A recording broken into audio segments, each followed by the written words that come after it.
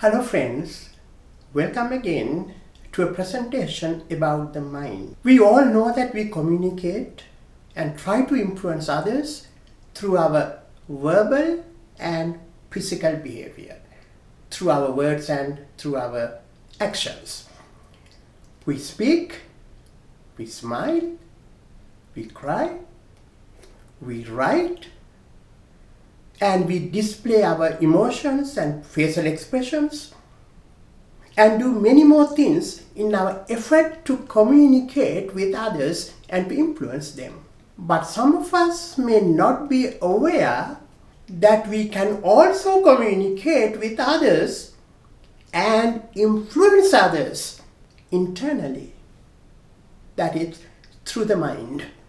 Let us have just 7 minutes of patience to learn what it is, how it works, and how to sharpen that ability which is present in every individual.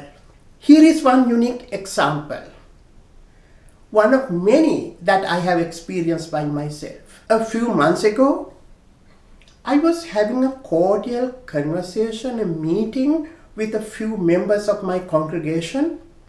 One of the participants inquired about another member, a faithful and sincere person whom we had missed for a few months. I said in reply, "Oh yes, I miss him too. He is such a wonderful person. I believe he is well. I will call him tonight." In less than 1 minute, my phone rang. And believe it or not, it was that very person whom we were talking about. I had not communicated with him for over 4 months. But at the very moment I was thinking about him, he called me. And I have reasons to believe that it was not a coincidence. This is what we call the communication through the mind. An ability we all can develop. We must have had many similar experiences. You think about somebody with loving thoughts. Immediately you receive a phone call or a text message from that person. This internal communication seems to be instant, immediate, and no time difference. Just like the interaction of two particles of an atom as demonstrated in quantum physics. Some individuals have sharpened that power while others have it dormant within. According to my learning and experience, this is how it works. It is loving kindness, or metta we call it, that helps establish an inner connection with another mind. You think about somebody lovingly. Make sure that that's a key word, with sincere love. And that loving thought generates an energy that mysteriously and instantly bonds with the other person. You can not only communicate with others in this way, but also influence them in a positive way. All religions have identified the power, this power, the ability to communicate through the minds and influence others through the minds. In Christianity, you have prayers. Somebody is sick and you pray. In Hinduism and Buddhism, you have chanting, blessing services, pujas. They all mean the same, to send a positive energy towards others with loving kindness. Note that love connects, but hatred does not. Suppose you are going to send a negative energy towards another person, but your mind itself is corrupt so that it does not work. Instead of going that energy towards the other person, it comes back and it backfires, harming the very person who is trying to send it. This is how I sharpen my ability to influence others through the mind.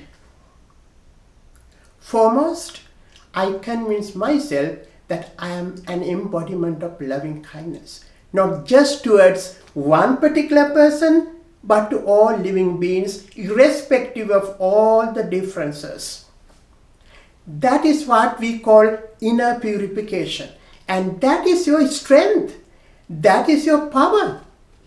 To communicate and influence others through the mind is your power.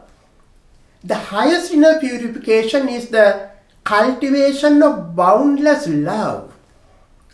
If we continue to develop our mind, what remains is unlimited, boundless love.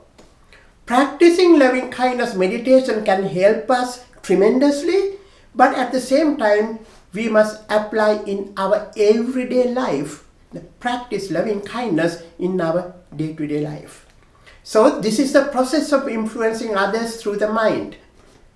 1. Cultivate boundless love towards all as a new habit. Convince yourself that you are a loving person. The only person you should try to convince in this world is yourself. If you have convinced yourself, you have convinced everybody, the entire world. Number 2, think about a particular person whom you want to influence and meditate, extending loving thoughts towards him or her. I am a loving and caring person towards you. You repeat it, this loving kindness meditation. Do it for a certain period of time. Next, make a wish about him or her. Something like, may you be friendly towards me.